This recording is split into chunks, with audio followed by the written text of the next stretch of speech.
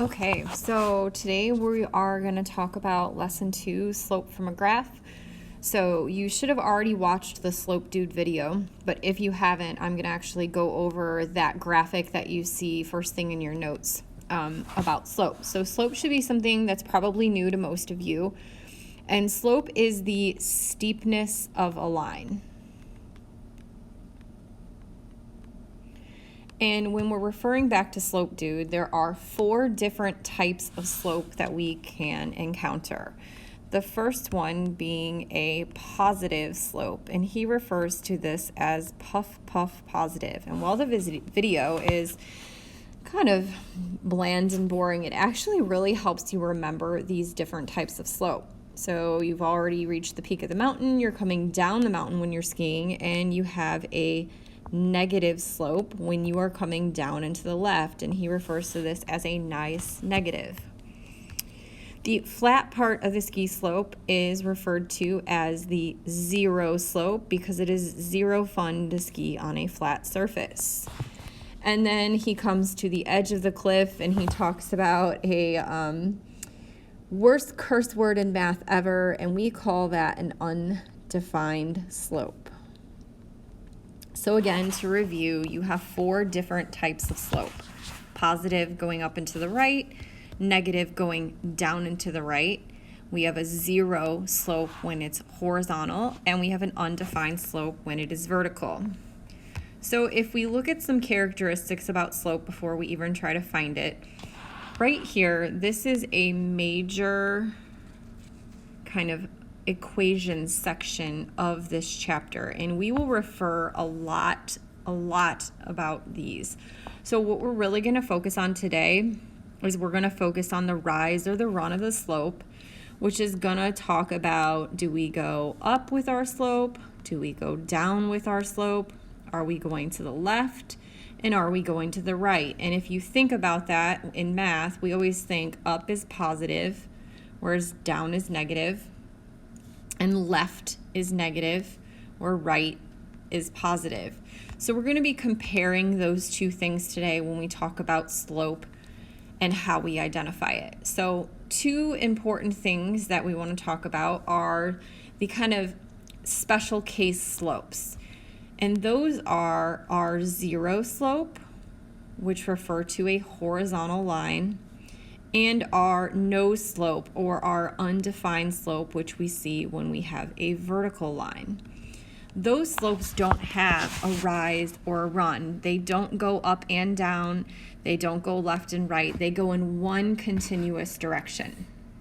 So let's take a look at this first example. So we have a graph with points A, B, and C on it.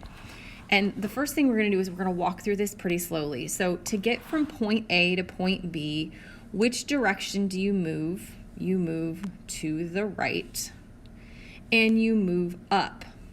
So how many units do you move up and how many units do you move to the right? Well, you can easily find that by drawing a triangle. Your vertical line is going to go all the way up until you get to where it's across from B, and then you're going to connect it, and it's going to look like a right triangle. So to go back to that question, to get from point A to B, you move 2 units up and 3 units to the right. And so we can count that on our graph. 1, 2 up, 1, 2, 3 to the right. And what we do is we put that as our rise over our run. The rise is always going to go in the up or down direction, and that's on top. And the run is going to go in either the left or right direction. So this one, we move up, rise 2, and we run to the right 3. So our slope is 2/3. And if you look at that line goes on a positive steepness or a positive slope going up and to the right. So of course it's going to be positive. Let's take a look at points B to C. So in points B to C, we're going to connect. We're going to go up and we're going to go over to the C. on the same exact line, and we're going to count how many spaces we moved up and right. So we went 1, 2, 3, 4 up, and 1, 2, 3, 4, 5, 6 to the right. So 4 units up and 6 units right. And if I fill that in as rise 4, run 3, you're going to see that there's a relationship between these two slopes. So we have the same so we have two slopes on the same line. And if you can make a connection between the two, you should notice that when I reduce 4/3 or I simplify it, I get 2/3. So no matter which two dots you pick on the graph, you're always going to get the same slope. Now, I would always suggest that you pick the two closest dots, because that will give you the simplest form of the slope in most cases. So because I picked A and B first, you can see the simplified version of the slope. And then if I go back and pick B and C, you can see that it's the same slope, it's just not in simplest form. All right, let's take a look at another one. So we have a different line. We have 4 points on this line. We have J, K, L, and M. Let's go ahead and connect L to M. So we're gonna go up until we get to the M, and then we're gonna go over to the M. And then we're going to count. Remember, we're thinking rise over run. So our rise here is 1, 2, 3, 4, 5, 6, and our run is 2.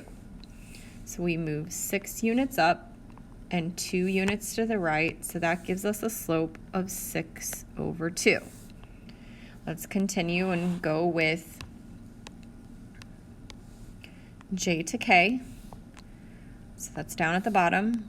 Connect and connect over, and then we're going to count. We go 1, 2, 3, and over 1. So 3 units up, 1 unit to the right.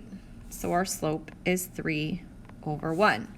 So let's make that relationship between the two. If I look at 6 over 2 and I look at 3 over 1, I can see that if I divide both of these, numerator and denominator, by 2, I get the simplified slope of 3 over 1. Always make sure that you're checking to see, is my slope positive or is my slope negative? And this is telling us, well, it's going up and to the right, therefore I should have a positive slope, and I do. Let's take a look at another example. This time we're going to go from R to S. So I'm going from R, I'm going to go over until I get right above that S, and then I'm going to make my triangle go down. And now I'm going to count my units going downward. So I'm going 1, 2, 3, 4, and I'm going to the right 1, 2. So you might be asking, why are we moving down 4 units and right 2 units? Remember, we're thinking rise over run. We're going to repeat this a lot. And if you look at your graph is going down and to the right. Therefore, it's going to be a special slope of negative because we're moving down 4 units. So this slope is going to be negative 4 over 2. Let's see if we can find some common relationships when we connect 2 more dots from Q to T. So we're going to go from Q, we're going to go above and over till we get to that T, and we're going to come down, and I missed it, so let me go back. Went a little too far over. And then we're going to count how many units did we move down. 1, 2, 3, 4, 5, 6, 7, 8. So that's 8 units down, and 1, 2, 3, 4 units to the right. And again, we're going down, so that 8 becomes a negative. So I have negative 8 over 4 for my rise over my run. So let's take a look at those two as we're in regards to a relationship. So negative 4 over 2 and negative 8 over 4. Well, they look like they both can be simplified. So if I look at that, that gives me negative 2 over 1. And if I simplify these, they can be simplified by 4, which gives me negative 2 over 1. So if you look, even though we connected two different sets of dots, they fell on the same line. Therefore, they have a slope of negative 2 over 1. All right, we're going to do 3 more. If you notice in these 3 graphs, they are already connected for you.